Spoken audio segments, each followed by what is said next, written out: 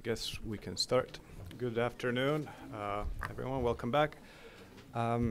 Distinguished guests, it is with great honor to welcome you to this afternoon's panel, which will explore how and, if at all, can Kabul, Islamabad, and Washington cooperate to achieve an endgame that works for all parties.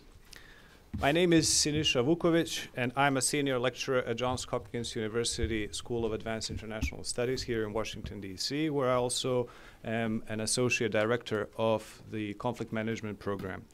In our program, we teach and train our students who come from different backgrounds and from different professional experience how to diagnose conflicts and conflict dynamics, and based on those diagnoses, how to best manage and potentially resolve these conflicting situations. As the core of my teaching and research has been focused on peacemaking processes in the most difficult areas around the world, areas that project a propensity to get stuck in seemingly intractable conflicts, I have been particularly drawn and inspired by the purpose of this panel. Looking at the ongoing peacemaking dynamics pertinent to the future of Afghanistan, it is crucial to look at the expectations that each country involved in the process has of the process itself and of the others. In this panel, we will try to explore what can Pakistan and Afghanistan realistically do to address each other's concerns and allow for a better cooperation. Do they actually share any middle ground, and if so, on which issues? Similarly, we need to look at the particular role the U.S. is able and willing to play, both in the regional dynamics and vis-a-vis Afghanistan and Pakistan relations. As someone who has devoted most of his research on the steps that need to be taken and conditions that need to be achieved in order to initiate a peace process that has the potential to be successful, and by that I mean long-term and mutually acceptable solutions, I would like to make a small pracademic note. Ripe moments for resolution do not occur by themselves. They require hard work and devoted engagement from all parties involved to translate an unbearable and uncomfortable stalemate into an enticing opportunity for everyone to seize. These moments of opportunity, even when they become apparent to an outsider, do not automatically translate into agreements as well. They require diplomatic maneuvering, creative formulas, and most importantly, willingness to compromise by all parties involved. To this end, this panel will try to explore if the three countries can partner in their efforts to launch, see through, and settle on a formula that they are willing to make stick over time. Therefore, the central theme of this panel will be to look at the types of endgame each country has in mind for Afghanistan. How mutually compatible or incompatible are they? And most importantly, how realistic these solutions are. Please allow me to introduce our panelists for today. I'll start from the end of the table going towards me. Mr. Imtiaz Gould is the Executive Director at the Center for Research and Security Studies in Islamabad. He is a leading commentator on issues regarding security, rule of law, governance, and religious radicalization in Pakistan, and is an editor for strategic affairs in the Pakistan's Daily Times newspaper and a member of the steering committee of the National Counterterrorism Authority. Welcome. Ambassador Robin Rafael is an expert in political, security, and economic development issues in South Asia and the Middle East. As a career Foreign Service officer, she worked for nearly 40 years in foreign affairs agencies, including the U.S. Department of State, U.S. Agency for International Development, and U.S. Department of Defense. She has served as Assistant Secretary of State for South Asia, Ambassador to Tunisia, Vice President of the National Defense University, and Deputy Special Inspector General for Iraq Reconstruction. Welcome. And last but not least, Mr. Abdul Samad is an analyst who has held series of senior positions in the Afghan government. These include Ambassador Designate to Belgium and to the EU, Ambassador to France and Canada, Senior Advisor for Policy Strategy and Chief Executive of Afghanistan, and spokesperson for the Afghan Ministry of Foreign Affairs. He was also a Senior Central Asia Fellow at the New American Foundation, President of the Silk Road Consulting, and a Senior Afghan Expert at the United States Institute of Peace. As you can see, we have a very well-versed and well-informed panel that is going to tackle the issue that is at hand and we hope for a very engaging discussion, finding creative formulas and creative solutions that can lead the way to a more sustainable future in Afghanistan. Now, as you already know, before we start, we will also have a unique privilege to welcome a spotlight speaker who will set the tone for the subsequent panel discussion. Our speaker for this panel, spotlight speaker for this panel will be Mr. Zafar Hashemi, the political counselor at the Embassy of Afghanistan. He was deputy spokesperson of the President of Afghanistan, where he managed communications and messaging of the President's Palace. Mr. Hashemi worked for the Afghanistan service for the Voice of America, reporting on Afghan, American, and world affairs for radio, television, and web in Farsi and in English. He managed public affairs and communications at the Afghanistan Stabilization Program, and also worked for UNDP-funded project to produce television programs about democracy, elections, and civic duties in the post-9/11 Afghanistan. I would like to welcome Mr. Hashemi to the floor, and so he can deliver his speech.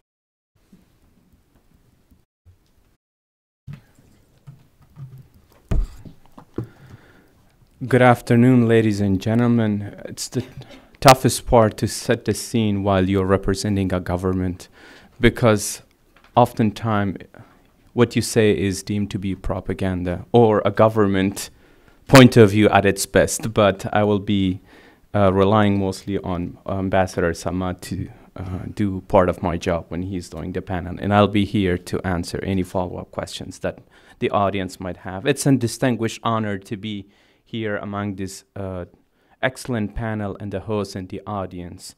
And it's an honor to be here at this important and timely symposium to talk about the approach the government of Afghanistan is taking with its partners, particularly the United States as the foundation one, to ensure that the lasting peace is achieved in Afghanistan. Terrorist groups can no longer find safe havens or breeding grounds in our region, as well as the relationship between Afghanistan, Pakistan, and the United States, what the three are doing and what they can do together to bring about an end to the conflict in Afghanistan and realize the great economic potentials that the region has to offer. The government of Afghanistan is working in full capacity to ensure that the Afghan-owned, Afghan-led peace process is moving in the right direction, and that all efforts by individuals, entities, and countries are ultimately channeled in a way that the people of Afghanistan see themselves in the process. In addition, we want to ensure that the process is inclusive and dignified, and that our achievements, our values, and all the sacrifices made over the years by all men and women, including those of our international partners, are honored, preserved, and protected. Simultaneously, Afghanistan's national security and defense forces are ready and bravely fighting all regional and global terrorists and their criminal networks that seek to destabilize Afghanistan and terrorize its citizens. With the continued assistance from our US and NATO partners, the Afghan forces are now at offensive and continue to push the Taliban to the corners, denying them their planned objective of taking over strategic territories or provinces to create what they hoped to be two political geographies before coming to the negotiation tables. On a domestic front, while Afghans continue to furiously debate the nuts and bolts of any and every national process and projects, including the peace talks, the overwhelming majority of the people come to this consensus that there has to be a political settlement to end the conflict in Afghanistan. The current peace process has support of the people from all walks of life: men, women, religious scholars, political parties, and activists from across the country and across the board. In concert with President Donald Trump's South Asia strategy, the Afghan government agrees that the situation in Afghanistan has to be seen from a regional prism, and any solution has to involve support, cooperation, and willingness of all stakeholders in the region. The strategy is working not only in a sense that it diagnoses the root causes of continuation of the violence and conflict in Afghanistan, but it also rightfully designates responsibilities to all stakeholders to end support for terrorist groups and bring a lasting peace in Afghanistan and by extension to the region. Let me also address the status of Afghanistan-Pakistan relationship.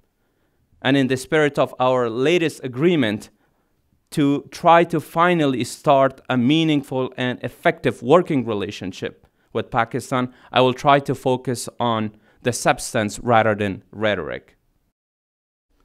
Like all previous agreements with Pakistan, the April 7, 2018 agreement focuses on 7 key principles, including Pakistan's support for the Afghan-led, Afghan-owned peace process and taking effective measures against fugitives and irreconcilable elements that pose security threat to either countries, including sanctuaries.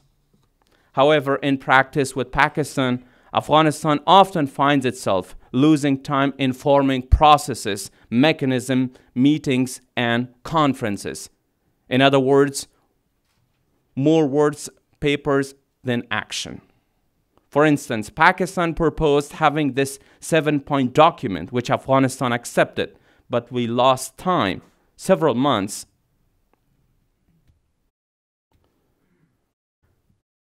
Also, we then formed 5 working groups in July at the request of Pakistan, but yet to see any significant progress to implement any of the 7 principles that both countries agreed to. Another area of interest as well as concern for Afghanistan has always been enactment of one of the key principles in the current and all former frameworks with Pakistan, verification. Starting from the quadrilateral talks up until this day, the Afghan government has continuously asked for implementation of all mechanisms that helped in verification of measures and commitments made by the key stakeholders, namely here Pakistan and Afghanistan. Nonetheless, Pakistan is yet to agree on implementation of any verification mechanism. We prefer a third party like the US to verify deliverables, but also can work on a mutually agreed upon Afghanistan-Pakistan mechanism, a practical one.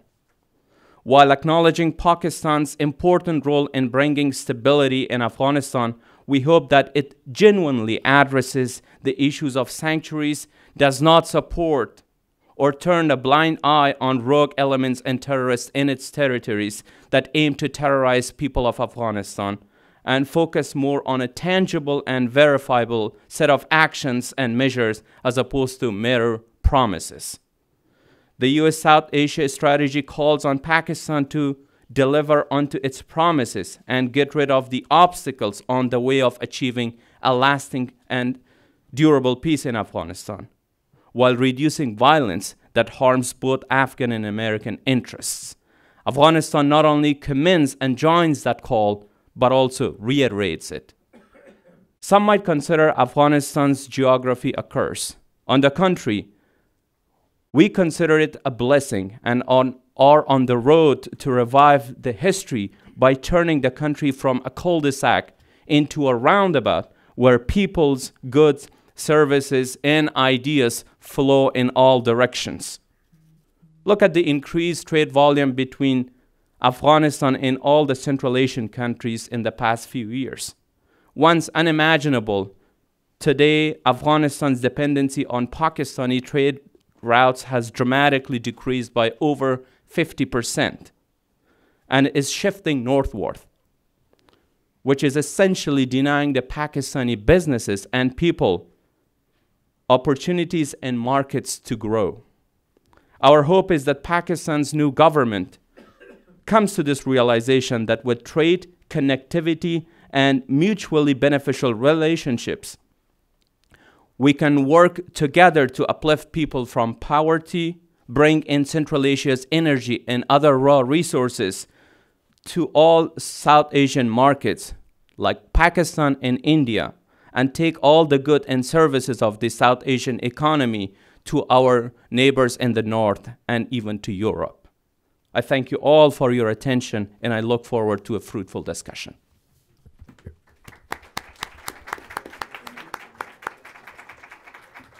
We'll proceed now with the opening remarks by our panelists, which will then be followed up with some potential also discussion on particular topics that you raise in your opening remarks, paving the way to Q&A from the audience. So if you don't mind, I would like to start with Ambassador Rafael and give her an opportunity to open up with her remarks. Ambassador. Thank you very much. Always a pleasure to be at the Wilson Center. I have to say I find myself a bit in the position of the dog that's been chasing the car and finally catches it. In that, for many months now, I've been saying in fora like this that the U.S. needs to prioritize a political process over the military process in Afghanistan, that the U.S. needs to talk directly to the Taliban and remove that particular aspect and obstacle to a peace process, and that it needs to put someone in charge of this whole operation. And lo and behold, recently the U.S. government has done exactly that with the appointment of Ambassador Zalmay Khalilzad as the special envoy for Afghanistan reconciliation. So I view that as a hugely significant step. And so I can't lecture from this podium about how that needs to happen anymore. So just looking back, not focusing too much on history, but to try and recognize and realize why this happened. And why, as Salman Bashir was saying in the previous panel, there really are beginning to be some convergences among the major parties on the whole Afghanistan issue. I think it's fair to say, and it's been said by many U.S. officials, that the U.S. realizes there is no military victory. They can see now that the Taliban are holding their own, and the U.S. has taken a decision finally to move beyond the perceived stigma of talking directly to the Taliban and doing it in a way where it doesn't have to be hidden from public view. Not that there's a record for public view of these discussions, but it is widely accepted that they've happened and more of them are likely to happen. The Taliban, for their part, recognize that they can't drive the U.S. out of Afghanistan by force. And that the passage of time, even from their perspective, has risks of Afghanistan fragmenting and, in their words, becoming more like Syria. In fact, they even say they would like to have coalition help in driving ISIS out of Afghanistan.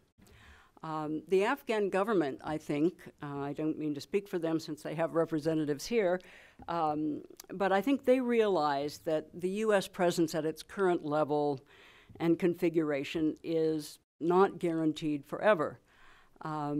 It's very clear that despite the South Asia policy that President Trump is a bit frustrated and is reportedly flirting with the idea of privatizing the Afghan war. Now, I personally don't think that will happen. There are too many arguments against it. But it does indicate that the status quo of military and financial support and the war economy isn't going to last forever. Pakistan, for its part, I think has given up the old strategic depth argument and the insistence that they have a quote-unquote friendly government in Kabul.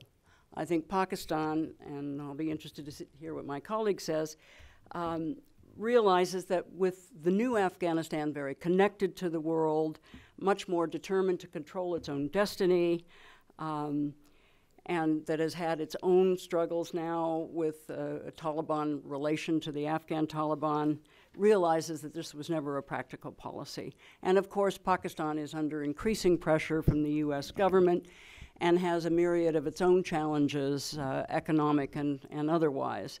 So I think they're very much ready for a settlement and very much want a settlement in Afghanistan. And then, of course, other players are entering the fray. We've all mentioned ISIS. Russia and Iran are both taking an interest. This is complicating the picture, and does increase the possibility of this kind of fractionalization of Afghanistan. And then finally, not enough attention is given, I think, to the point that the people of Afghanistan want peace. And this was, of course, clearly demonstrated during the ceasefire, but I think it's been clear for some time people are tired of war. And I think that really needs to be very much uppermost in everybody's mind. Now, can Pakistan and Afghanistan cooperate? There's a troubled history. Everybody knows that. Pakistan's been supporting the Taliban in many ways, and before that, the Mujahideen. Afghanistan, has been flirting with the Pashtuns and Pashtunistan over the years, hasn't recognized the Durand Line, and so on. And particularly since 2000, relations have been particularly strained. But I think they really do have a common interest in stability in the region, constraining real extreme Islamic groups like ISIS. They have an interest in peace and reconciliation, as I've just suggested, in controlling the border, expanding trade, as was suggested. Afghanistan needs access to the Indian market and beyond. Pakistan needs access to Central Asia and beyond. And I think both countries have realized that neither can develop as they want to and as their publics are increasingly demanding if they don't normalize their relationships. And indeed, while not perfect, they've started to cooperate in that regard. So moving forward, what needs to happen here? I think one important thing is that everyone needs to give up on some of the faulty assumptions that have been held. And I'm going to briefly repeat these because, believe it or not, some people still hold them. One is that, from the U.S. point of view, that the Taliban is the enemy, that they supported al-Qaeda, that they want to return to power in Kabul, that they want to turn back all of the progress that's been made with regard to women's rights and so on and so forth, and that they hate Americans, and that that's their position. For the U.S. part, people think we want to stay in Afghanistan forever. We never want to leave. That was always our intention when we came, that we're there to counter Iran, counter Russia, keep an eye on Pakistan. For Pakistan's part, there are still people who believe that Pakistan wants instability in Afghanistan. They want the Taliban to return to power. For the Afghan government, some believe that they want to annex parts of Khyber Pakhtunkhwa, create a Pakhtunistan, provide bases for India to interfere and support insurgencies in Pakistan. And so all sides, I think, have been guilty of not listening to one another. And particularly, I think, few have listened very carefully to the Taliban for understandable reasons. But theirs is the voice that's been least articulated and least heard. So when you look at what all the various sides want, I think you can see there are areas where they overlap. For the U.S., the most important thing, and we've heard this earlier this morning, is no safe haven anywhere in Afghanistan or indeed the region for terrorist groups that would attack the U.S. homeland. And I think it is likely that from the U.S. perspective, and I'm not speaking for the U.S. government, but this might suggest that at the end of the day, the U.S. needs some kind of long-term security presence in Afghanistan, however that might be defined. And I think the U.S. now realizes also that it isn't for the United States to get involved in really determining the new political dispensation in Afghanistan. I think this is what was behind the U.S. support for this Afghan-led, Afghan-owned peace process nomenclature. I think the U.S. realizes that the younger generation, particularly in Afghanistan, knows what they want and knows what they need to preserve and the kind of society that they want for the future. So the U.S. priority should be on its own security. And of course, the U.S., like everyone else, realizes there needs to be an acceptance of the political and security arrangements that are made. As for the Taliban, what the Taliban say, they want recognition of their political movement, and they want release of their their prisoners and delisting of various people so that they can move freely. They want an end to what they call the occupation of Afghanistan. They want a review of the Constitution and a chance to participate in that review. They want respect for Islamic law and some form of power sharing. Pakistan, I again don't mean to speak for them, but the way it looks to me, they want no precipitous withdrawal of U.S. forces, remembering what happened after the U.S. withdrew from Afghanistan after the jihad against the Soviet. They want some sort of security guarantees against any Indian interference from Afghan soil. You hear this phrase from the Pakistanis, they're afraid about the double squeeze from the east and the west. They want a government in Kabul that's not hostile, but they're no longer talking about a friendly government. They want trade access to Central Asia, respect for the Durand Line and mutual controls on the border, and some kind of resolution of the refugee issue. Afghan citizens, and again, I think too often we don't pay enough attention to them. First and foremost, I think they want an end to the war and an end to the chaos in their country. And they don't particularly like foreigners telling them what to do. It's not just the Taliban that doesn't like foreigners telling them what to do. I think the Afghan government and the Afghan people have the same view. I think all segments of Afghan society want some sort of voice in the government. And of course they want an end, or at least a curtailing of corruption. They want better services, jobs, opportunities, and so on. And then I think consolidation of the progress that has been made, the enormous progress that's been made in Afghanistan over the last 18 years, in health and education and gender equality and so on and so forth. It's important, I think, to the people not to lose that. So what can the various parties do to help advance the overlapping parts of these goals of the various parties? First, everybody needs to be patient, but at the same time impatient. And the reason I say this is that if you're too patient and pay too much attention to all the complexities, you tend to get stuck and never move forward. So there needs to be a combination of patience and impatience. It's important to move beyond the process to the substance. And I think every party, stakeholder in this conflict, because we haven't moved very far beyond process to substance, hasn't been challenged to really figure out what their bottom lines are. You know, the Taliban, for example, first and foremost, they say foreign forces have to be out and then we'll consider talking. Well, that's not going to work. That's not practical. So where are they willing to compromise on that kind of demand? For Pakistan, they need, they say, guarantees on security vis-a-vis India, inside Afghanistan. Well, what exactly does that mean?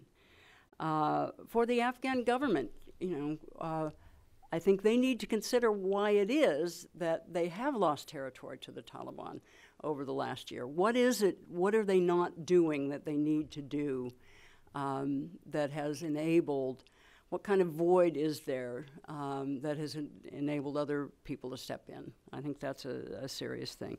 And for the U.S., we need to consider, what do we really want in Afghanistan? And I think the issue of what kind of presence, security presence we think we need, which we've been unwilling to grapple with in any formal, definitive way, is what the kind of homework that the U.S. needs to do. And of course, all these stakeholders need to realize that this time around, civil society, women, and all stakeholders need to have a say. There needs to be a way for these groups, not just, you know, with all respect, the old man in the back room doing a deal. You need to find a way to bring these other parties in. So I think The U.S. is, with Zalmay Khalilzad, is really now seriously considering all of these issues. They're building a team, and Ambassador Khalilzad is a man in a hurry. You know, that's the impatience part, and I think that's a good thing. What Pakistan needs to do, in my view, is take their really sophisticated understanding of the region and help the U.S. figure out really how to put meat on the bones of their own approach.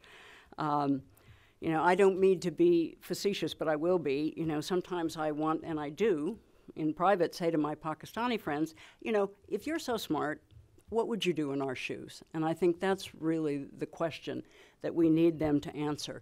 Help us figure our way through this complex array of competing but also converging issues so that we can, together with our Afghan colleagues, find a way forward. And at the same time, they need to encourage the Taliban to prepare now seriously for this negotiation. You know, everybody questions whether the Taliban Political Commission in Doha has the authority to negotiate whatever. The Taliban now have to put together a team, empower that team, let all the other stakeholders know that it's empowered, so that they're prepared to step up to the plate like the Americans, Pakistanis, and the Afghan government. I realize, of course, that this isn't easy, and the devil's in the details, and I haven't really suggested the specifics that perhaps we were looking for in this panel, but this is just the beginning. But for the first time, I'm really optimistic that we can, that there's an opportunity here, and that we should really all jump in with both feet. Thank you very much. Thank you, Ambassador. Mr. Gould, do you share this optimism? Would you like to convey your way of thinking about the situation at hand? Well, okay. Can you hear me? Good. Well, first, thank you very much to the Indus as well as to the Wilson Center. I'm starting off with 2-3 big disadvantages. This is a post-lunch session, so it's always a struggle to retain people's interest. Secondly, more knowledgeable persons, have already spoken. They've basically hijacked some of the content that I had wanted to convey here. And thirdly, almost the entire discourse so far, barring a few exceptions, has been heavily skewed against Pakistan. Shuja Nawaz Sahab and Laurel Miller, whatever recipes they provided for Pakistan or proposed for Pakistan, they were just the do's for Pakistan, but there wasn't any mention for the don'ts for the United States or for Afghanistan.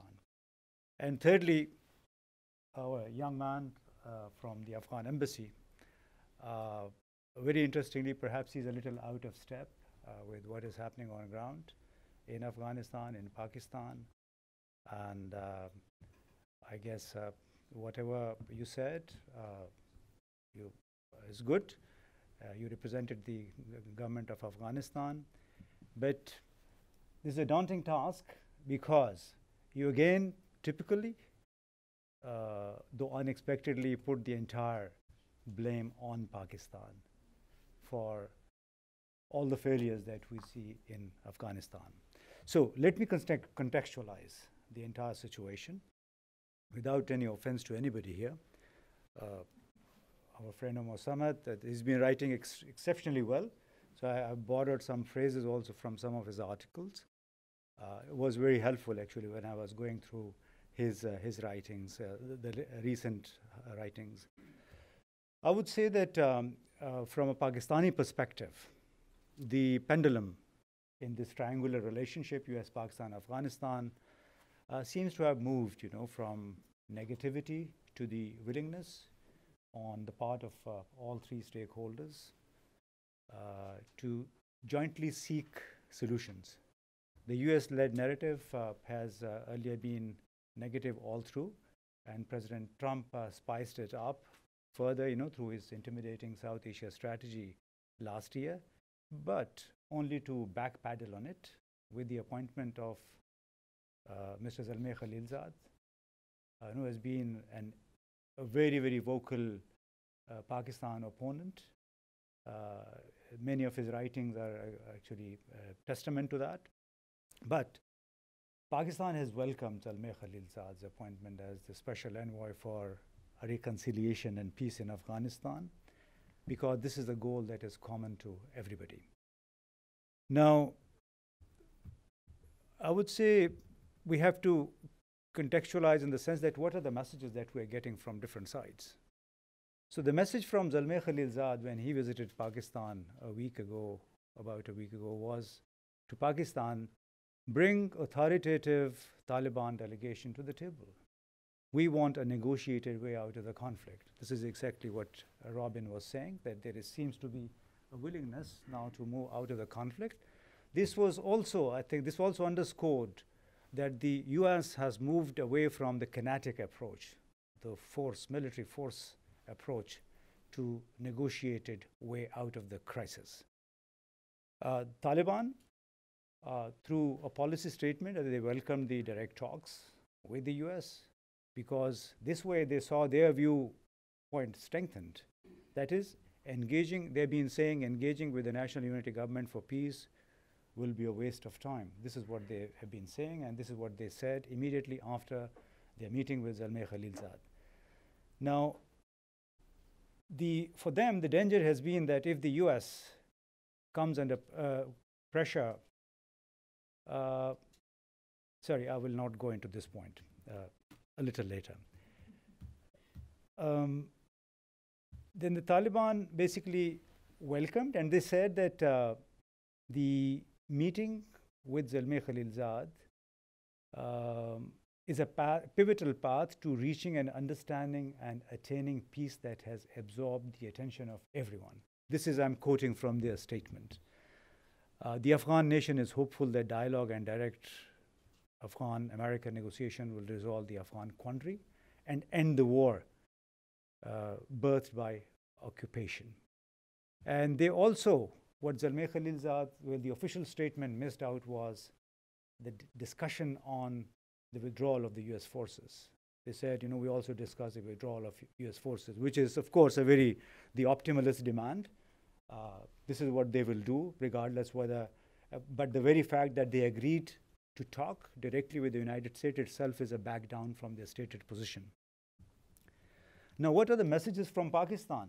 A country that has fought its demons the past 16 years, that suffered an insurgency by the Tehreek-e-Taliban Pakistan, which were clearly proxies, and this insurgency was basically imposed on Pakistan. There was no method to it. We, in 1 year, in 2014, for instance, suffered nearly 4,500 casualties, deaths of violence, which has dramatically gone down to 563 in the first 10 months this year. So this is what I think basically underscores Pakistan's. This is what Pakistan, basically this is how Pakistan fought this insurgency, this terrorism. Now, the message that was conveyed, or several messages conveyed to Zalmay Khalilzad, were that reluctance on the part of any stakeholder in the initial phase of this process must not be taken as insincerity. Instead, this should be treated as genuine concern by the respective stakeholder. Second, mutual trust and patience is required for an intricate political process with so many spoilers out there. Public denunciation and media trial must stop. This is what has been happening, and we heard also this morning, starting from Mr. Ensha, to this point. Don't allow detractors, the huge vested interest associated with the war economy and the narcotics trade, to disrupt the process. even if the violence continues. Unfortunately, our hearts go out, whenever we hear of these incidents of violence, terrorist attacks. I think this morning also, yesterday, something happened. Precious human lives were lost in different parts of Afghanistan. But does this mean that, we continue predicating talks and engagement on immediate stop or halt to all this violence? This won't happen because there are so many spoilers out there. It's very clear that the peace process is stalemated and violence has touched new unprecedented levels. The latest UN report also underscored this fact, that nearly 39% increase in violence compared to the previous year. Then another message was that accusatory finger, instead of singling out one country, should also point to the issues that my friend Abdul Samad and many other Afghans have also been pointing out. What are those issues? This is the fissures in governance itself, with too many people speaking with different tongues in the same government, within the governance structures, inadequate security measures, growing dissatisfaction, which is tied to the corruption and the rule of law, territorial soft spots. And this refers to the nearly 45% of the area that is contested by the Taliban or is under the influence of the Taliban. It's very easy to talk of safe havens on this side, but what about the 45% area that the Afghan security forces cannot control? They don't have any presence. For 50 kilometers stretch vis-a-vis across Balochistan, on the Afghan side, there is not a single security post. So how do you deal with that? Who operates there? Do you know? Does the government have any knowledge about this? So it's very easy, to put the blame on the others. Perhaps inform an audience through disinformation, but there are certain facts on ground which I think not many people here would know. This is what then distorts the entire discourse on what can Pakistan do, what hasn't Pakistan done. Narco economy, this is a fact that this narco economy is moving in tandem with the war economy. There's so many vested interests. So next, don't look at Pakistan through the prism of your allies. And repeatedly, I think this has come under discussion. India or any other countries, if the United States continues to look at Pakistan through the Indian prism and from the angle of Afghanistan, we won't move forward. Pakistan needs then international support on the issue of fencing its border with Afghanistan. This is an internationally recognized territory of Pakistan. So 2 days ago, there was firing and disruption by the Afghan security forces when they were uprooting the infrastructure that Pakistan has put up there for fencing.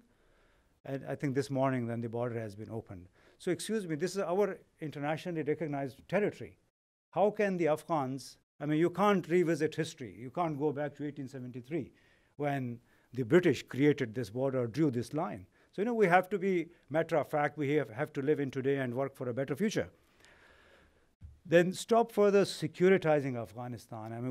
Everybody is alarmed by the Blackwater. Mr. Eric Prince, he's pushing this proposal for privatizing the security, outsourcing the security to a private company. I think the trilateral talk should move beyond this talk of terrorist safe havens and sanctuaries. We speak of havens and sanctuaries across the border. Our Afghan friends talk of these sanctuaries here. We did our bit. Please regain the 45% of the territory that doesn't have any security presence.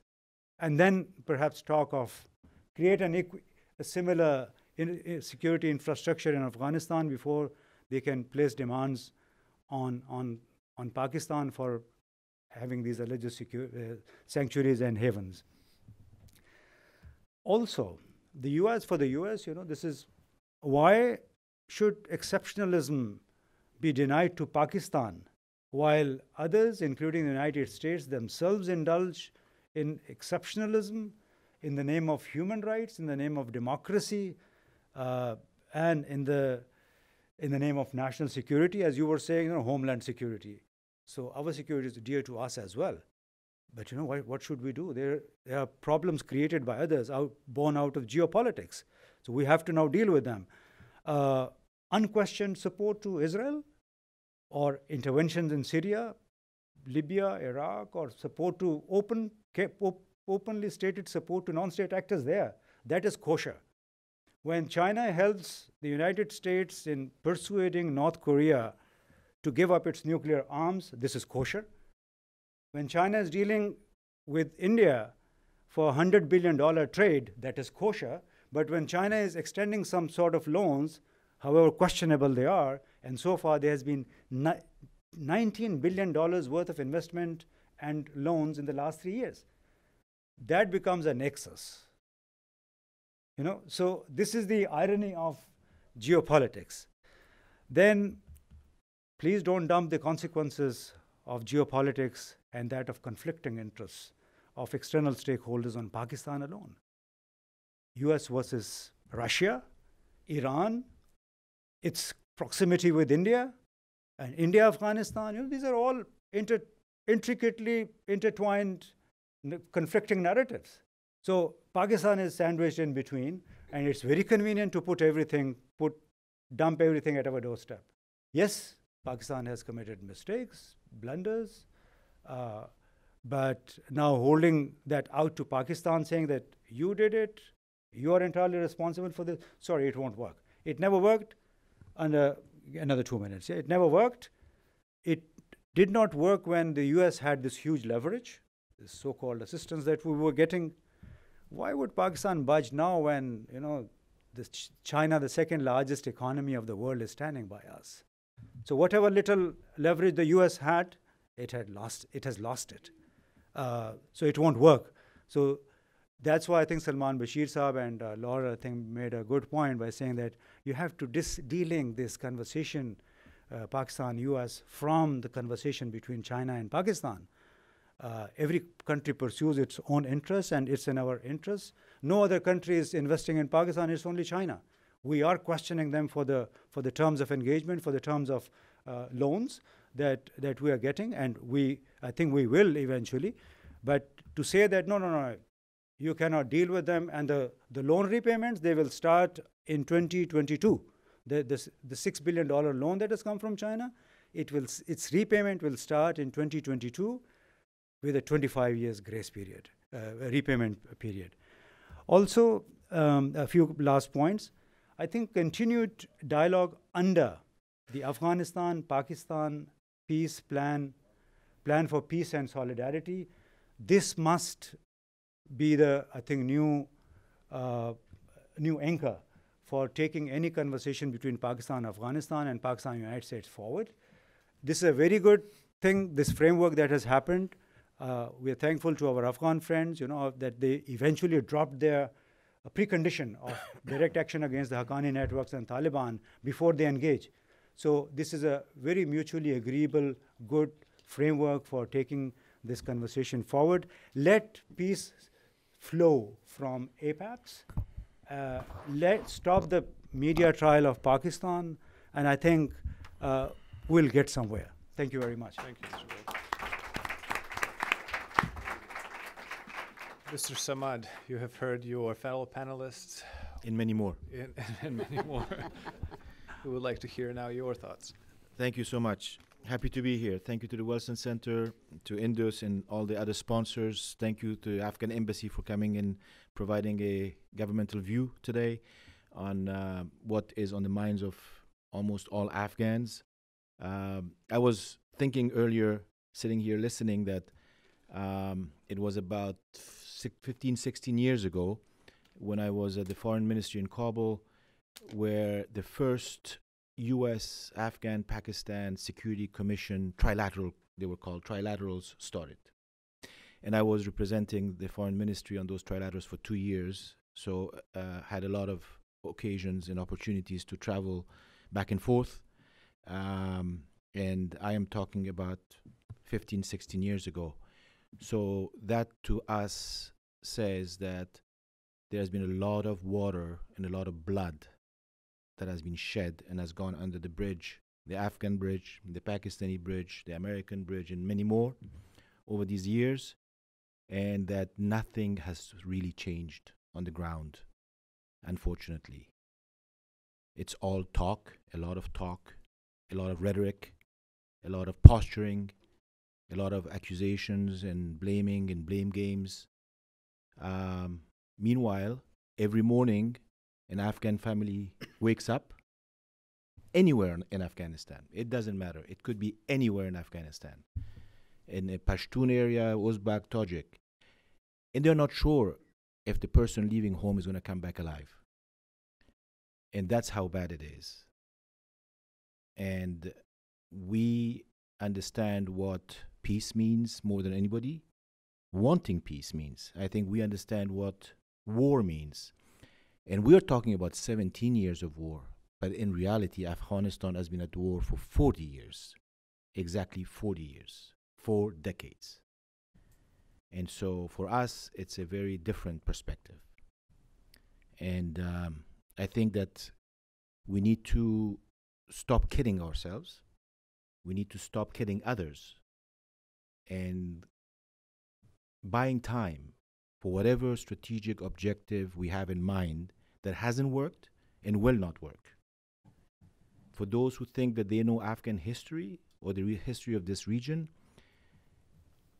it doesn't matter whether you use Islam as the tool to try to impose one's will on another society, or use ethnicity, which was also used and is still being used, or whether you use ideology of this kind or that kind, radicalized or localized. It doesn't matter. At the end of the day, Afghanistan is not a country that can be subjugated very easily. Whether you're a neighbor or whether you're far away, you might be able to manage certain aspects of Afghan affairs.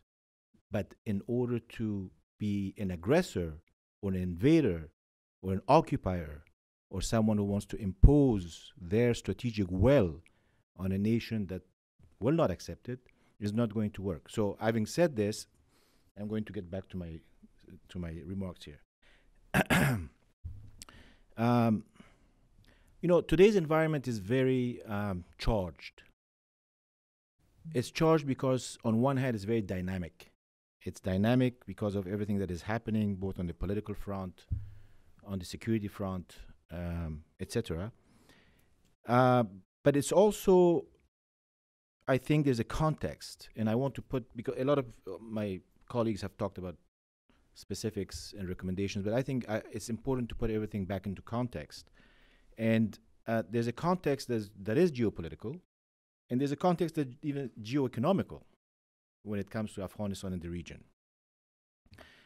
And one of the things that we need to look at and remember is really at the end of the day, after 40 years of conflict in Afghanistan and 17 years of the post 9/11 period and the mission that has been sanctioned by the United Nations actually every year, and the contributions that have been made that have really made a difference in Afghanistan's life and the lives of its people positively, and there's a lot of work that still needs to be done.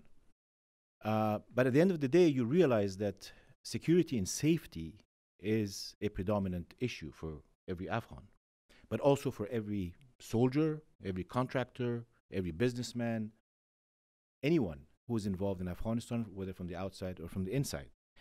But there are a couple of things that, in my opinion, are on Afghan minds more than anything else. And that is security, as I said, but attached to that has to be political stability. How do we define political stability? Obviously, can differ from place to place. I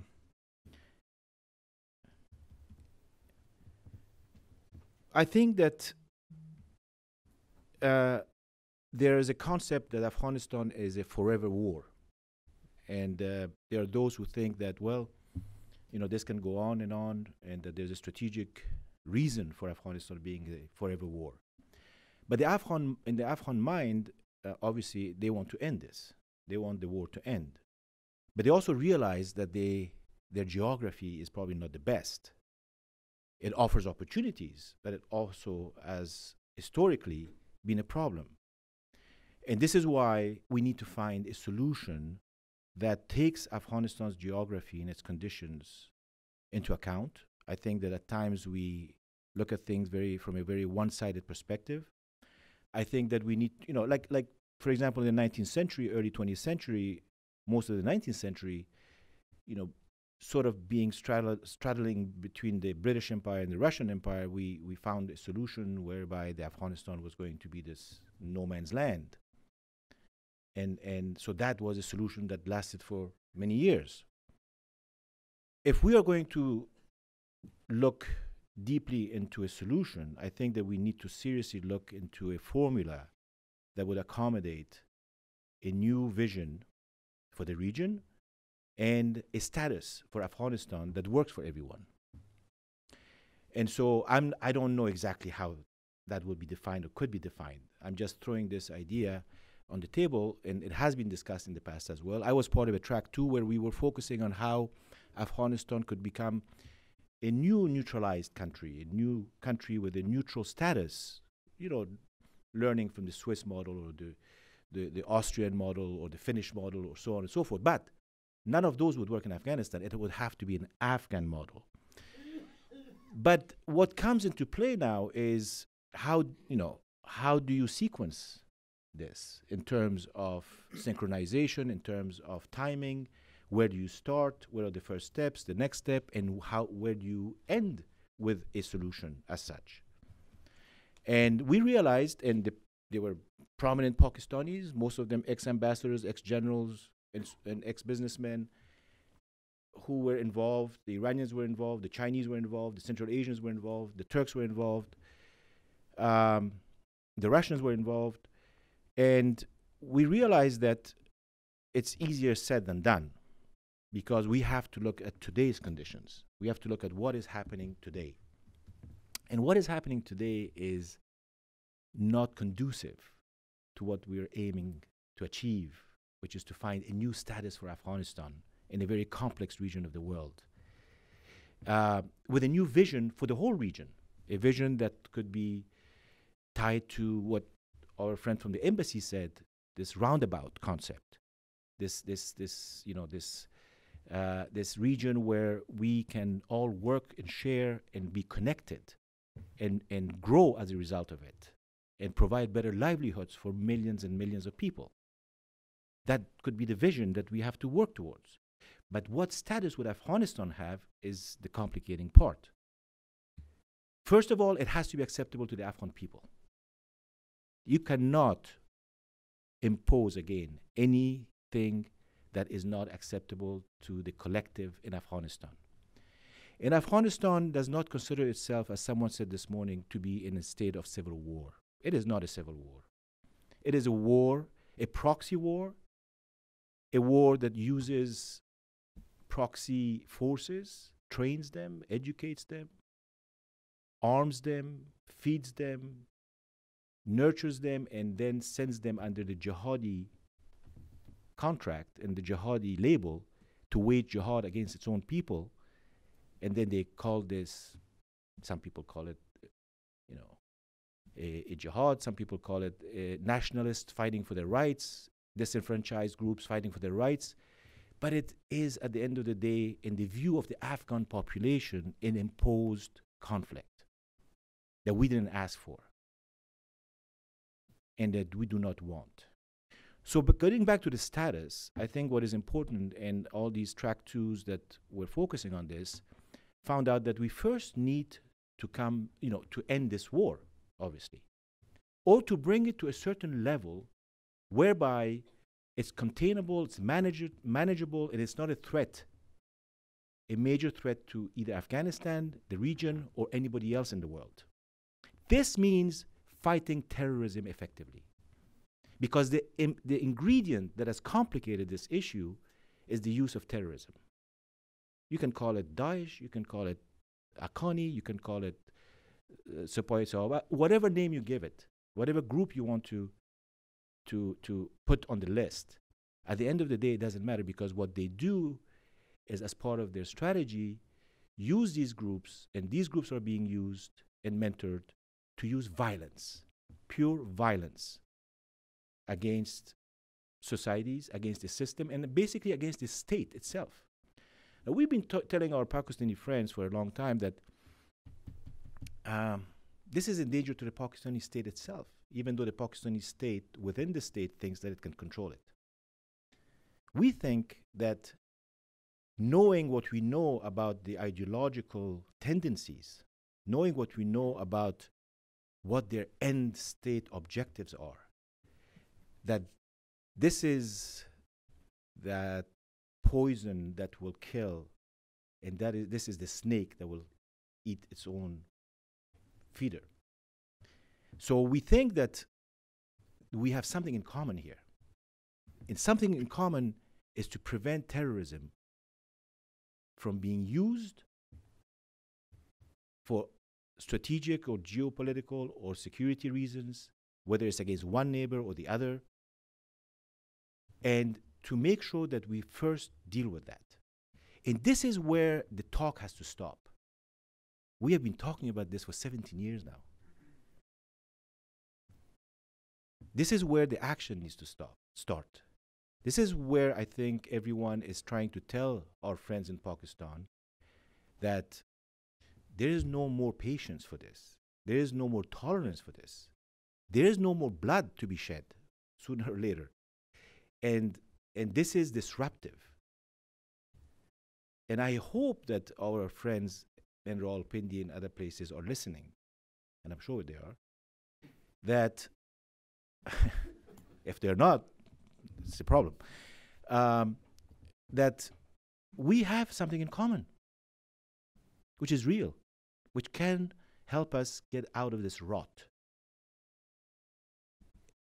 and actually open the pathways that you are talking about. These pathways can be then opened once we deal with the violence that has hurt all of us and continues to hurt all of us.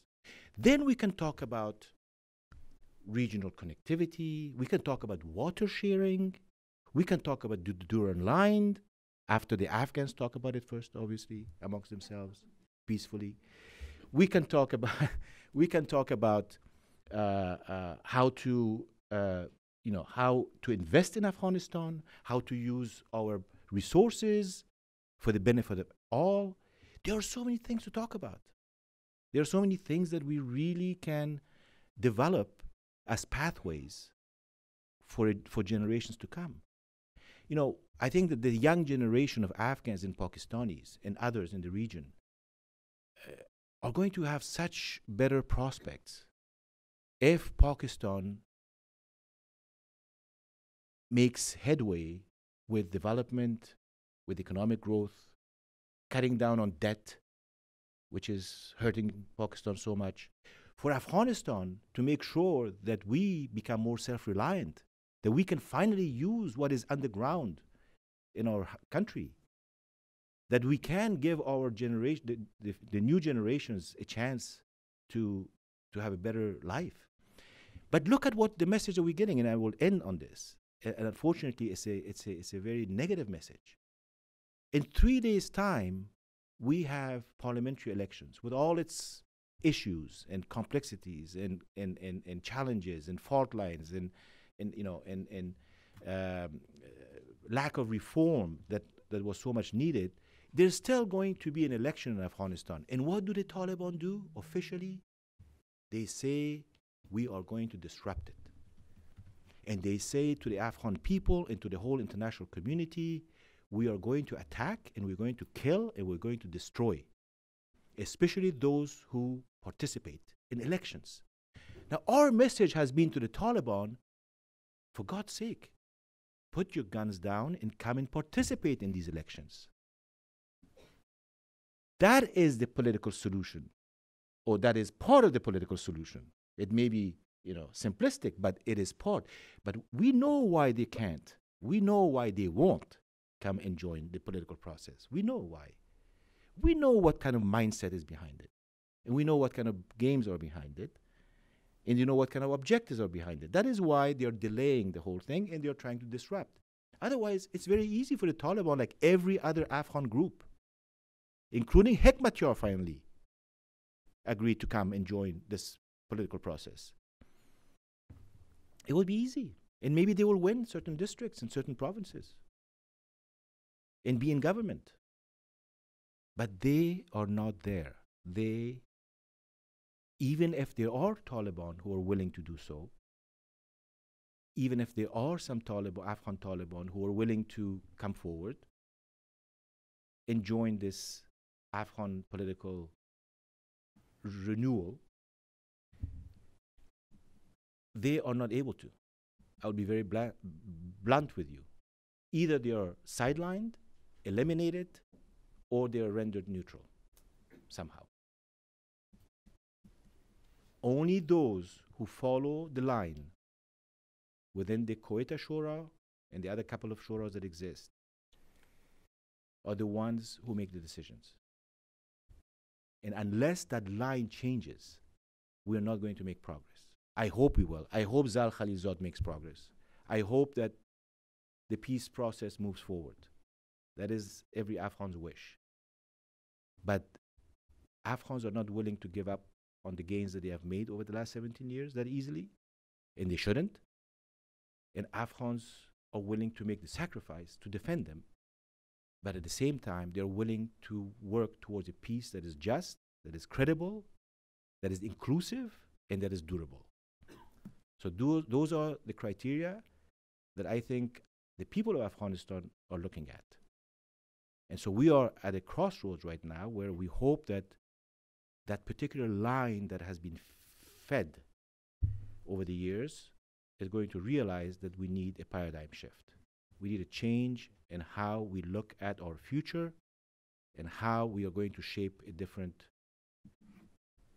outcome for all of us. Thank you. Thank you very much. So we've heard three accounts of the situation. Even though they may appear as if they are somewhat apart, there is a common thread that I could deduce from all three speakers. And one of the most kind of underlining commonality is the security concern and the intention to find convergence over the security dilemma that still exists, and that is at the core of finding a solution. Now, the way I've seen the situation depicted, it maybe differs in the emphasis, not really on the substance, is what do we make out of this, of these unfolding developments? And I would like you to really unpack, in your own way of thinking, unpack these dynamics with a kind of just an end goal to add to it, because we're talking about the end game for Afghanistan, and I'm glad that Mr. Samad is talking about a change of paradigm, a shift in paradigm. But we need to know more what this paradigm may look like and what is the role of the stakeholders that all three of you were talking about it. How much weight do they have in the future of Afghanistan? Now, one part is to find the do's and don'ts. The other one is what is expected of everyone once they join the fold, once they are part of the common process.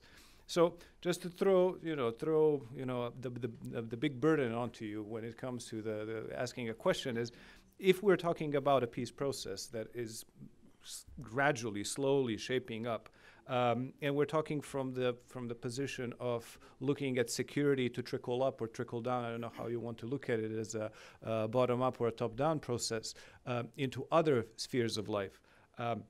What is the role for those ones that are not here at the table, but we keep talking about them? What is the role, for instance, for the Taliban in the future of Afghanistan?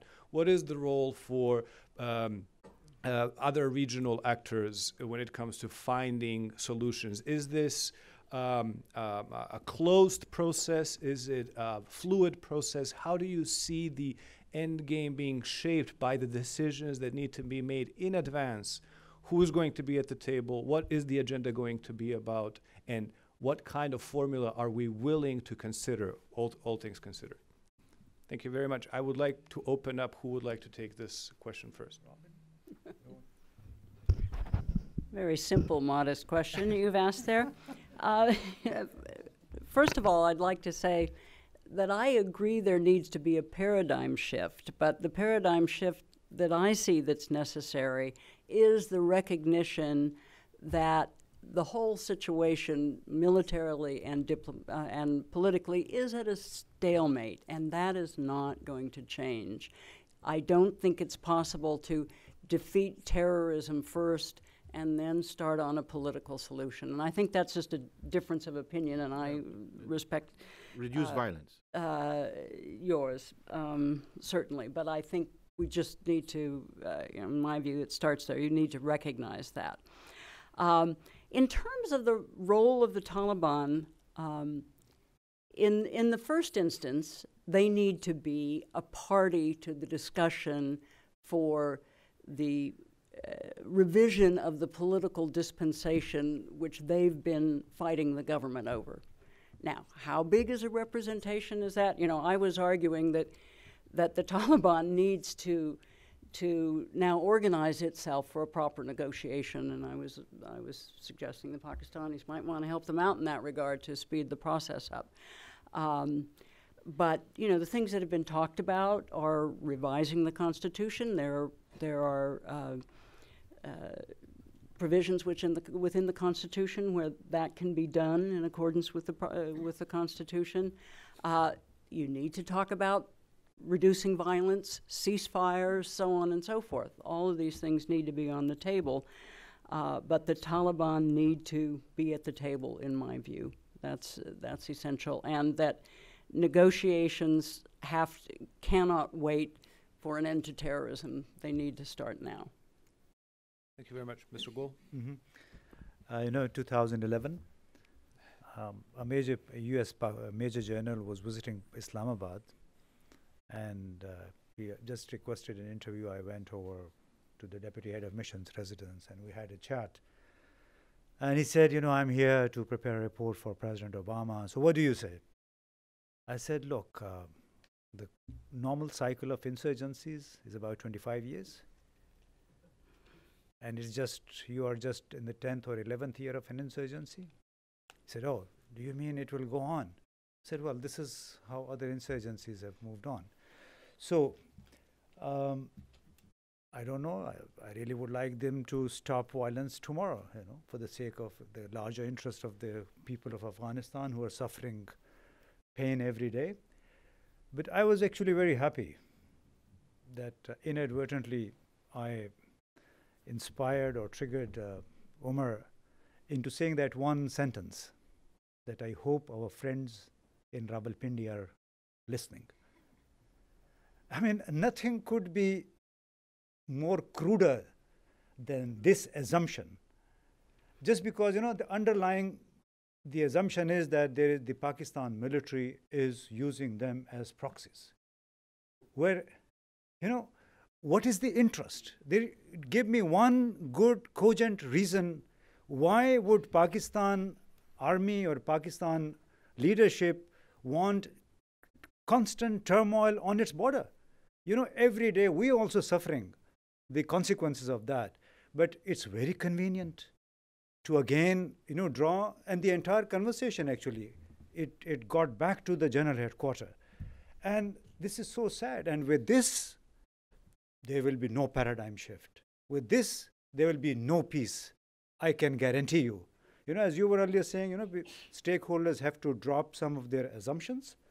And this assumption is so deadly that it will not get you anywhere. As I said, Pakistan did not move. It will not move because it has to live with all those people who are living both sides of the border. You know, all you guys have been doing is giving one side of the story.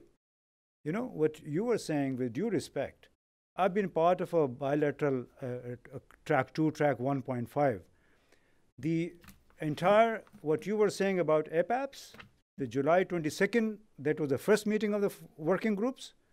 Thereafter, Pakistan has been waiting until today for the Afghan government to nominate heads of 5 groups which are supposed to come to Islamabad. They never came.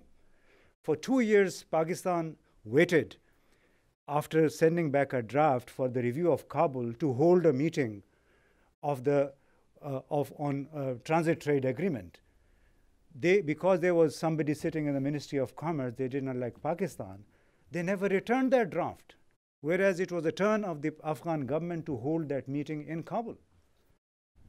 The Pakistan recently still facilitated the meeting of the steering committee of the religious scholars from both sides, whereas it was supposed to be held in Kabul. 28, 29 September, your religious scholars, ulama, were in Pakistan. So I think a country that itself has suffered has tried its best. But the way the US or Indians or our Afghan friends want a direct action, the kind of action, no, Pakistan will never do it because there are tribes divided both sides of the border. We have to live with them long after the US is gone. So you cannot really, disrupt these people with their families. Tomorrow, I think it will be the same Afghan friends who will say Pakistanis have used Afghan leaders' families as human shields. They have thrown them out of Pakistan. So there are a lot of intricacies attached to it. Nobody denies. A lot of people, they come and go.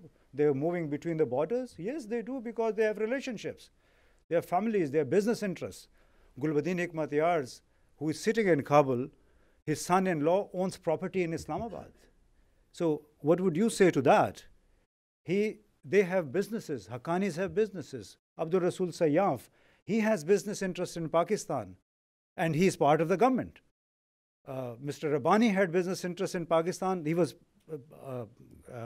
his son still has business interests. So it's not that easy to disrupt human relationships just like that, just because the United States wants to get out of Afghanistan tomorrow, and then they will want Pakistan to burn its fingers after we have fought monsters ourselves.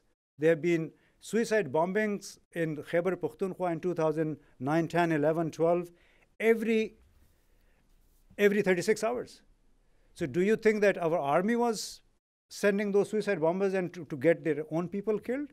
So the end game, even for a country like Pakistan, is peace, peace, peace.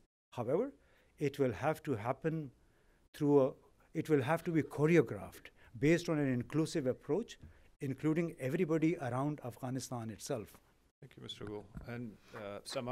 Samad, would you like to also share an opinion on the potential for the process to be inclusive, exclusive, open, closed? How do you see this? Sure. Yeah. Inclusive. Absolutely. Yes. Of course. But let me say a couple of words here. First to my friend Robin Rafael, if the Taliban, as you say, are fighting for a revision of the political dispensation and for the revision of the constitution, and this is their raison d'être, this is their goal. Didn't And say they have that been was exclusively their goal. but this is something.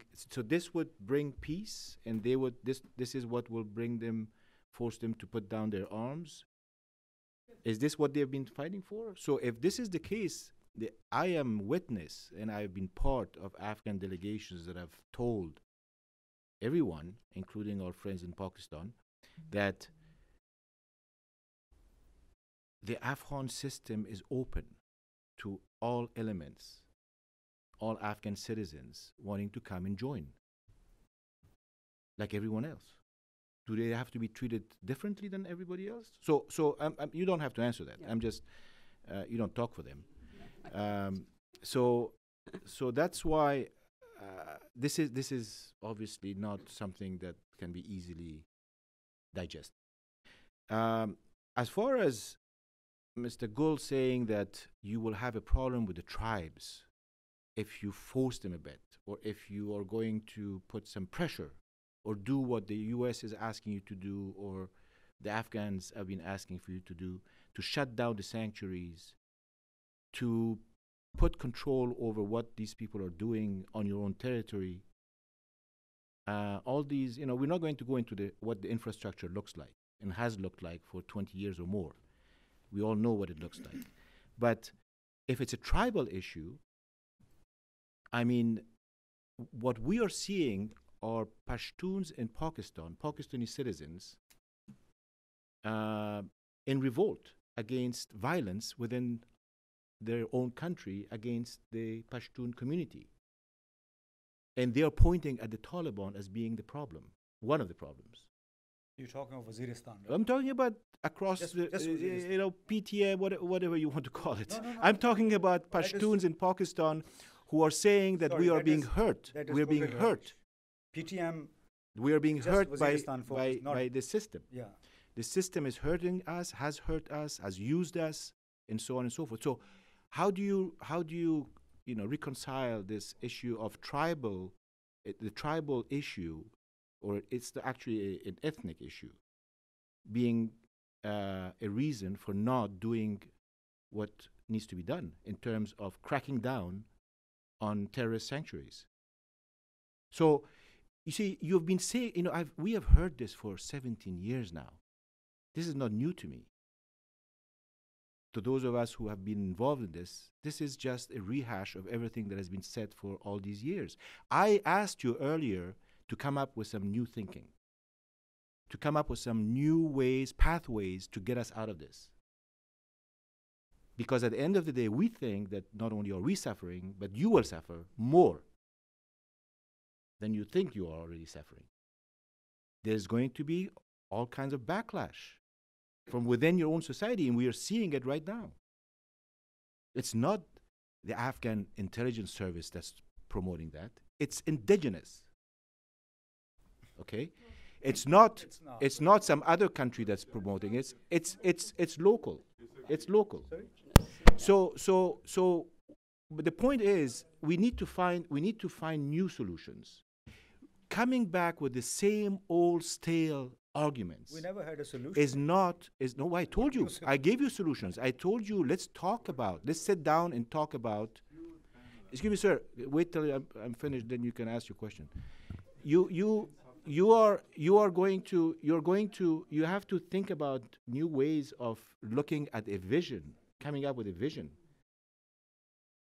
And if you're telling me that you cannot stop violence, yes, of course. I'm saying, of course, you cannot stop violence immediately. You need to work. You need to work and show. You need to build confidence on all sides. Confidence is not built only on one side. It has to be built on all sides. And so, one way of doing so, and this is basic 101 conflict resolution, is to say, okay, we're going to agree to a ceasefire here, to a ceasefire there, to cessation of hostilities here, cessation of hostilities there. That's how you reduce the level of violence. And so I am offering you ideas here on what to do. So whether you like it or not, that's up to you. Thank you. Okay, so 80% of the attacks in in the last 16 months, they've been claimed by the IS.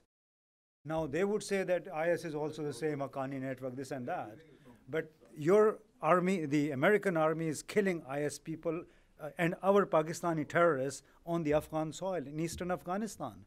So if there were sanctuaries in Pakistan itself, the Americans would have taken care of those sanctuaries long ago. The way they IS is a joint threat to all of us. No. And we are. Russians are also saying this. Iranians are also saying they're a joint threat.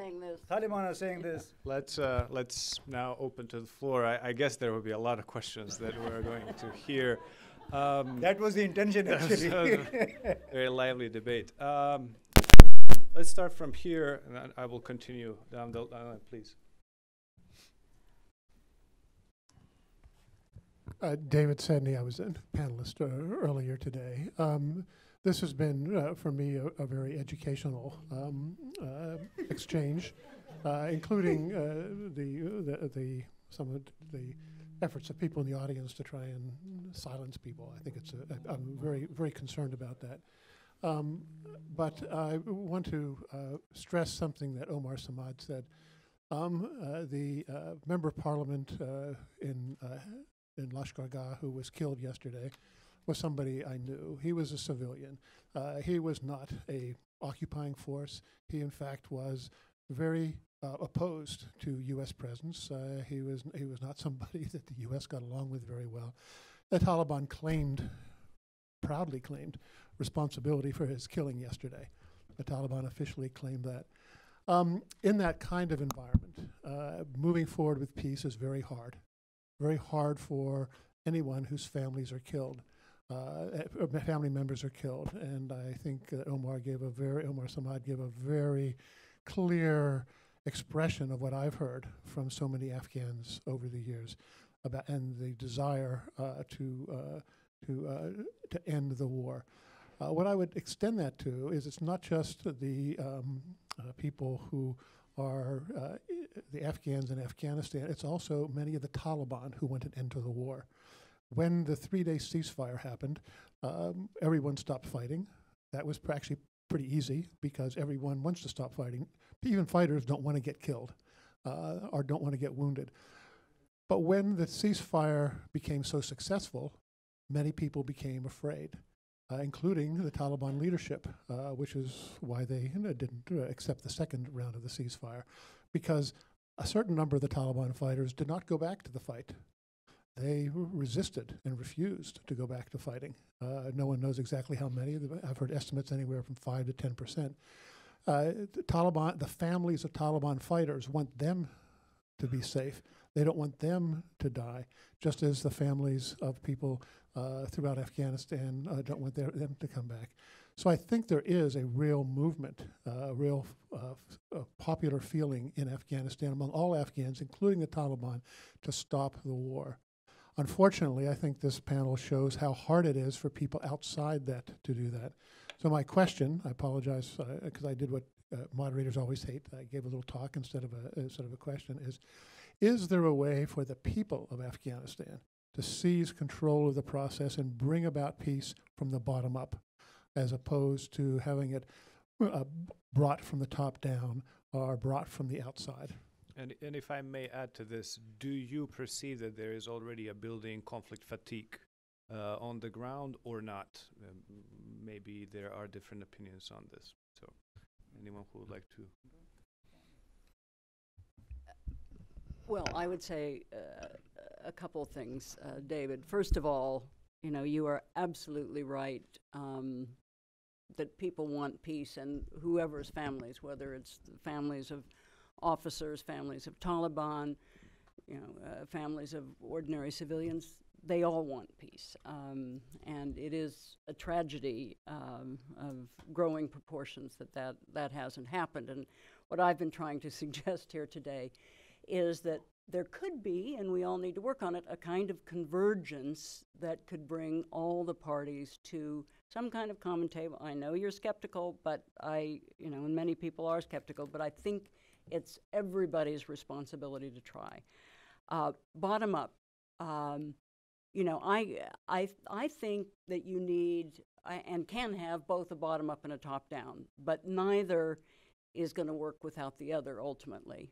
You can't get the whole thing resolved by a bunch of bottom up efforts, but you can get regional quiet places, ceasefires, cooperation, whatever. I think that in many ways that should be encouraged, but you can't escape, in my view, the top-down arrangement where everybody's at the table, and everybody's at a table that starts in a neutral place. It isn't people coming to the government, which, rightly or wrongly, they do not perceive as legitimate because they did not participate in the whole structure that formed the government,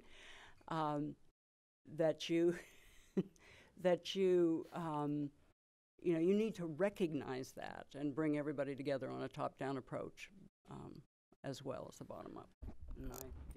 Let me just add to say that I agree that it has to be both bottom-up and top-down. And it has to also be regional in the sense that you need to also engage some other stakeholders. The U.S. has a very special role to play and is playing that role.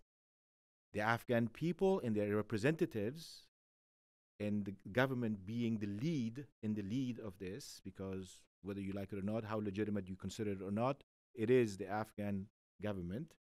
And I may have issues with them, and I write about it, and I criticize things that are internal to my, the affairs of my country. But at the same time, they represent Afghanistan, and they have to be in the lead. So, when we talk about inclusivity in Afghanistan, we are talking about obviously domestic inclusivity, but we're also thinking that, as I told you earlier, if we are going to look down at 5, 10, 15 years from now, we want to see an Afghanistan that has a special status after we have reduced the level of violence and we have agreed to some kind of agreement and an arrangement or political settlement, whatever you want to name it. We obviously have to have the others at the table. And so it's not just a bilateral issue, because terrorism is not a bilateral issue. Mr. Gould, would you like to? Yeah, briefly, whatever I argued, it should not be taken as a condonation, for violence. I mean, only insane people would peddle such theories, but the issue is there is a reality out there, regardless whether you accept it, I reject it, or Taliban are there, they have bled this country. Now, it's the Afghans themselves who have to find a way to deal with them. If they were a push away, we could have dealt with them long ago and, gotten out of the country, but it's not. That's why there are now direct talks with them. And I think repeatedly our government, our military leaders, whenever they go to Afghanistan, this itself is an admission that they want to deal with Afghanistan as an independent sovereign country, according it all the due respect that it deserves as a member of the United Nations. However, you have to rationalize the discourse. Omar was talking of new solutions, and I said we never had any solution. We are groping for solutions. And that solution will come about only when we, again, drop our assumptions, however misplaced, however even justified assumptions. But if by dropping those assumptions, we can create some space for a forward movement, why not? So we have to come away from these cliches that someone sitting in Rawalpindi is controlling them. So as long as you're wedded to this idea, then I'm sorry, nothing will move. And also, you have to put yourself in the shoes of the militaries, whether it is the US military, whether it is the Pakistan military or the Afghan. The establishments all over the world are intrinsically conservative, aggressive, and they drive the narrative. Even in India today, they drive the narrative vis-a-vis Pakistan. So, if you study the latest trends, it's the militaries which are dominating the bilateral or multilateral discourse. You simply can't wish it away. And it's geopolitics and multilateral, bilateral politics is never black and white. There are huge shades of gray, and you have to serve those gray areas before you arrive at some sort of settlement or you see some light at the end of the tunnel. Thank you. I'd like to give the floor also to the representative of the government of Afghanistan, if he wants to comment on anything that was mentioned before. Yes, please, and if I may, given But briefly, the please. yes, please, if I may, given the atmosphere here. First of all, just a couple of clarification. I'm not that young anymore, Mr. Gould. For the past 2 hours, you mentioned my age 2 times. So, and the second clarification, I hope it's not mistaken that the political noise and the ugliness that comes with it from Afghanistan is, we consider that to be beautiful, part of our nuanced democracy. And it's not a country where the army calls the shots. So I just want to make that clarification over there. And on the second part, the Eric Prince project that has been denounced and categorically rejected by the Afghan government, it's public, and you can find the official statement of the Afghan government on that front. And on the perception that anything that Afghanistan does has something to do with India or seeing Afghanistan from a prism of Indian interest, I just want to make a quick comment, if I may. This Indian phobia that exists in Pakistan, it just happens to dominate the narrative whenever it comes to talking about Afghanistan. But put aside government for a second. Look what happens when people see the situation. You have Indian government, helping to build parliament, and you see, they built cricket stadiums, while you see groups who claim to have bases in Pakistan and oftentimes take responsibility of terrorist attacks. that happen in those cricket stadiums and kill civilians inside Afghanistan. They are in Pakistan and taking responsibility for that. So put the government aside. What really people think of how people should perceive what Pakistan does, and those very terrorist group going into Pakistani hospitals and getting treatment. And the question regarding the 7-point agreement that you give us an update, I would like to get an update on the verification, or if sometimes this verification word is too much for our friends in Pakistan, the certification that we propose. What is an update on that? Oh, should I respond Please, directly? yes. The verification, whatever, there these 5 groups were supposed to take care individually on these issues. So first you have to basically sit down to talk.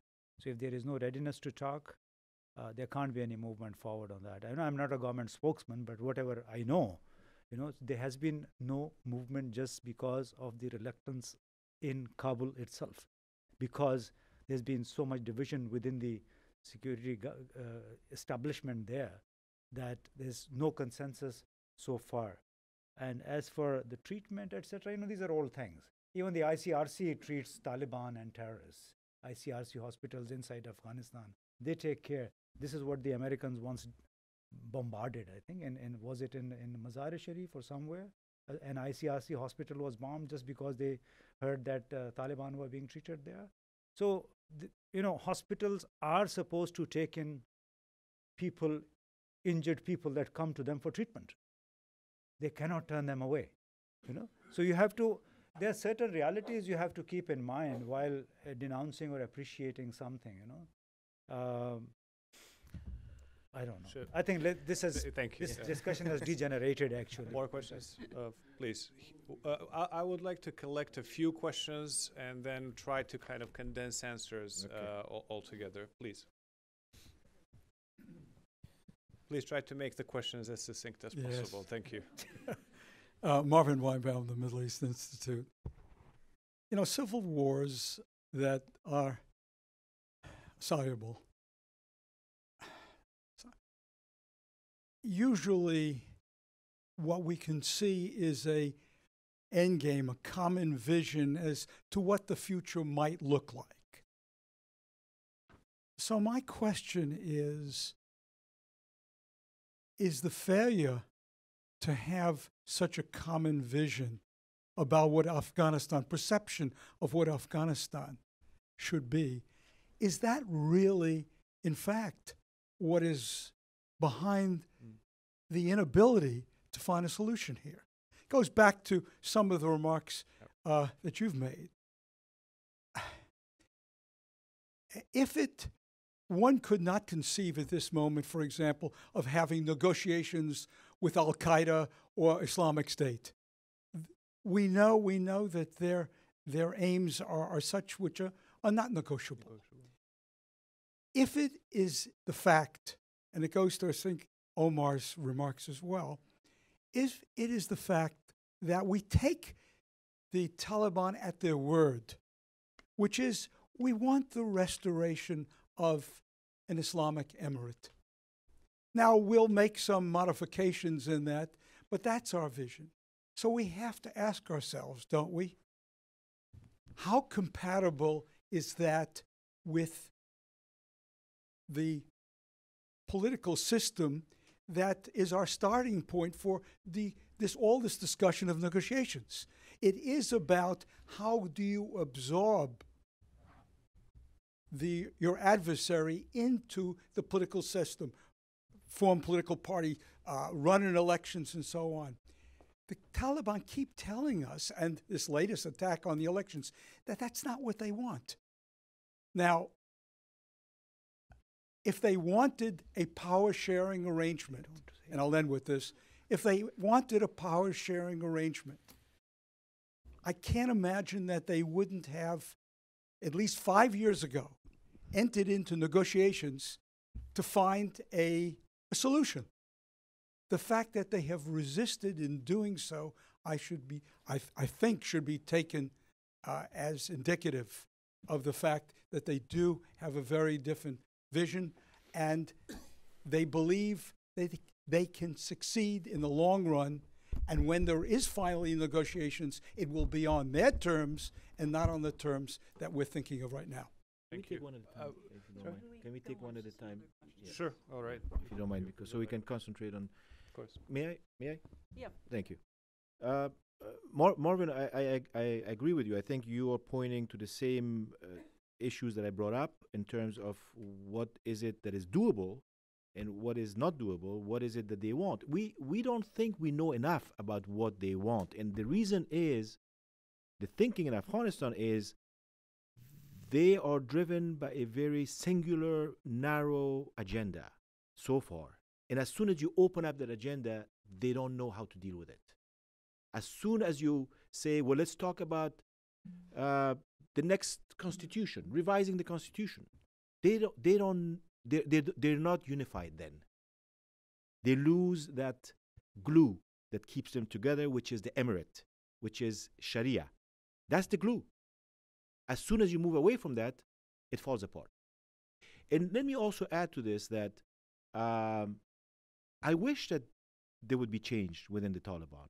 I hope that there's a reform movement within the Taliban. I hope there's new thinking within the Taliban, more worldliness. But you also have to look at the structure of the Taliban. You can't just blindly say, well, if the Amir al-Mu'mineen said such and such, that's the last word. That used to be under Mullah Omar. That has ended. That is no longer the case. So what we see are differences that exist both in terms of leadership and decision making and in terms of vision and change and moving forward or being stuck in this jihadi mindset. So we need to, we need to be very practical when dealing with these things. So obviously Zal Khalilzad is going to have his hands very full when he sits down with the 5 individuals coming from the Doha office.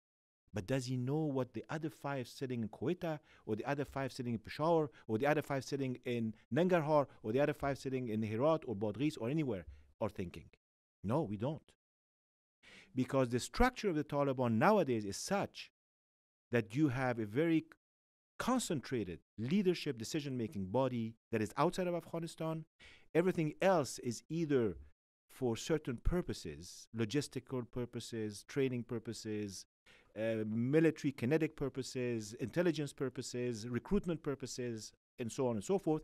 And then you have the poor guy in the village, in a district, who thinks that he's doing what God has asked him to do for a specific objective. He has no clue exactly as to what the bigger strategic games are. And he's disconnected from it. They've kept him disconnected. So we have to really look at this from a very pragmatic, realistic perspective if we want to make headways with peace and a real political settlement. Pastor Rafael? Yeah, I just wanted to add that this whole discussion demonstrates why you need a representative of the Taliban sitting on this podium. We all pronounce, well, the Taliban says this and the Taliban wants this, and I did it myself, but none of us really know, and I think that's a very important point. And with all respect, Afghans as well. I mean, they know more than outsiders do, but none of us really know, and that is the whole point of starting to talk to them. And it will take time, and they need to solidify their positions, just like the U.S. government, the Afghan government, the Pakistan government, and so on and so forth. But it needs to start now. That would be my argument here. Thank you very much.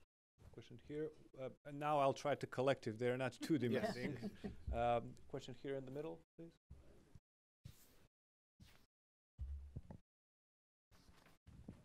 Please present yourself.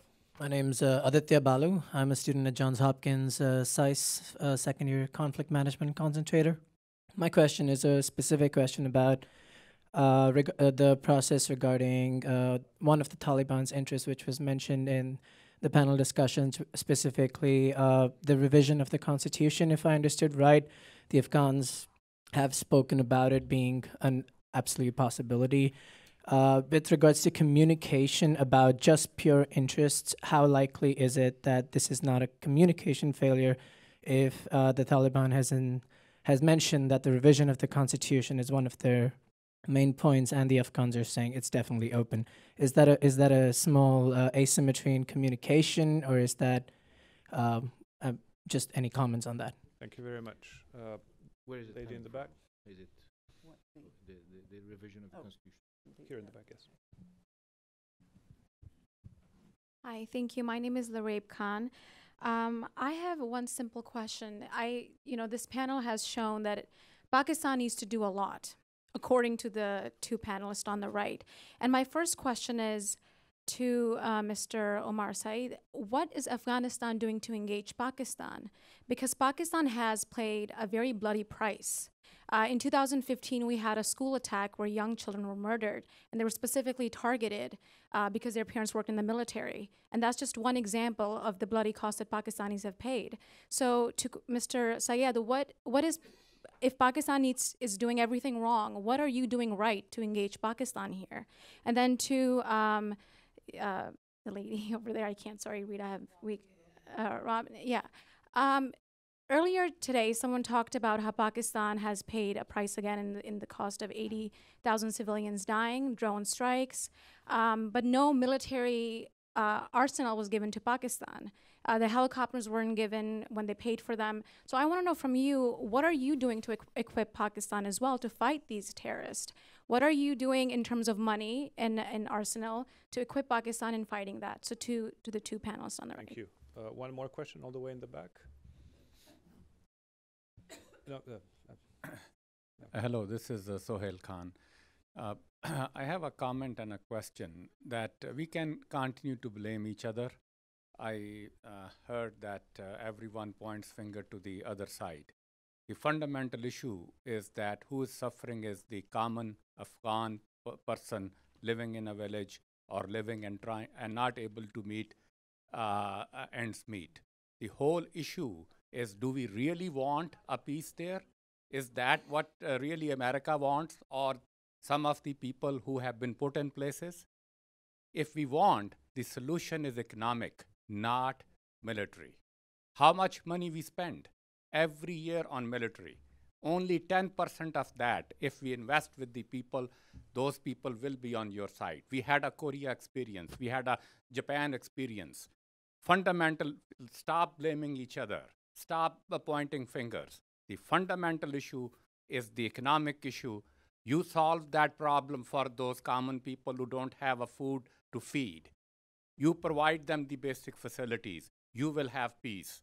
You will have peace in Afghanistan, in Pakistan, everywhere. People will raise American flag. Stop throwing bombs. That is the fundamental issue. Stop blaming Pakistan. Stop blaming anybody else. Because the so-called elite is benefiting from all this, and they don't want a solution. You are genociding the people of Afghanistan. Stop doing this. Yeah. Can you just pass the microphone to the right? Thank you. Yes, thank you. Thanks. Emily Ashbridge from USIP. I'm wondering on the timeline of a peace process in light of upcoming Afghan elections. It seems likely that Afghan elections could further delegitimize the Afghan government and the US and kind of lose leverage at the negotiating table. So in light of that, what incentive does Pakistan have to enter into negotiations or kind of lay its cards on the table, given that the Taliban, who Pakistan feels safeguards its interest, is likely to gain leverage? Thank you. And the last question here, the gentleman here. This is Fayaz Naid. I'm a journalist from Karachi, Pakistan. Last year, along with a group of journalists, I visited Kabul. And we had meetings with Abdullah and Rabbani, the foreign minister, and a few other policymakers. I asked this question there also. And I want to ask this question here to the panelists, all who are sitting here. In this conflict, there are two kinds of forces. One, the government of Pakistan, the government of Afghanistan, and the USA and the NATO, all those governments, and other are the non-state actors, whether they are TTP, whether they are Tehrik-e-Taliban Afghanistan, whatever they are. We are talking about all that. Pakistan, as earlier Umar Samad was saying, that every Afghan who wakes up early in the morning and comes out of his home, he really don't know he will be come back or not. Same are the conditions Pakistan has faced, as that young lady has mentioned, that the APS incident. We have been suffering, as Shuja Nawaz was saying, that 80,000 of the lives Pakistan has lost in this war. As a citizen, everyone is on both sides of the border or the suffering. But the difference is that Pakistan forces has the capability to crush those terrorists throughout continuous operations from Swat. You all remember when the Taliban were in Swat, and there were all Western media was writing that they are going to take the Islamabad. But Pakistan forces has the capacity to push them out. And we, not only from Swat, but we pushed them out from Waziristan. We took the operations in Waziristan. But otherwise, on the other side, we are still, everyone knows that 45% of the area is under the control of Taliban. If NATO forces, Afghan forces cannot capture that area, how it will be possible that the sanctuaries are on that way? Actually, that is the responsibility of the NATO forces and the Afghan forces to take that area. Until and unless we do not that, we cannot have a, we will be always engaged in the blame game. Thank you very much. Thank you. All right, so I will leave it to the panelists to decide how to address the questions. Okay. The lady who was asking about what the U.S. is doing to help the Pakistan Army in its internal battles with TTP and so on. Look, we've had a long history of cooperation with Pakistan Army. They have lots of our equipment. They've bought it before. We've provided it before. I would guess that sometime in the future we will do so again. But for the time being, they're a well-equipped, well-trained army, and they're capable of dealing with these things at home on their own. Someone was asking about timeline with regard to the Afghanistan elections. I would try to look at the elections as an action-forcing event. Remember, I said in my remarks, you need both patience and impatience, and I think Ambassador Khalilzad is very cognizant of the planned time for these elections next April and is trying to get some sort of process going before those elections are scheduled to take place. Yeah, that's all. You didn't really have a question. You were. Okay. If that's simple as that. I wish we had the answer to that. Well, the place to start from my point of view, and I know I'm sort of a one-note Charlie on this, is you've got to start a dialogue with the non-state as well as the state actors in this whole process, because they've demonstrated, the Taliban has demonstrated it has staying power. And you know, I think we all need to challenge, as I mentioned, ourselves as to why things are the way they are, and what do we really want, you, and the Afghan government needs to challenge itself as to why the Taliban has been as successful as it has, because it is not just safe havens, So everybody needs to look inside to themselves as to why things are the way they are. Thank you, Ambassador. Mr. Samad? No, go ahead. Oh, just very briefly, why Taliban have stayed on. Recently, sorry, I'm coming back to you, young man, right? You're much younger to me. Older young man. Much younger to me, yeah. Older than you. It's a compliment, really. Yeah, it is a compliment indeed, yeah.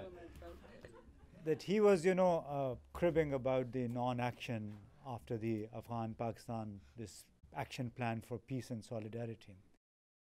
The first meeting took place on the 22nd of July.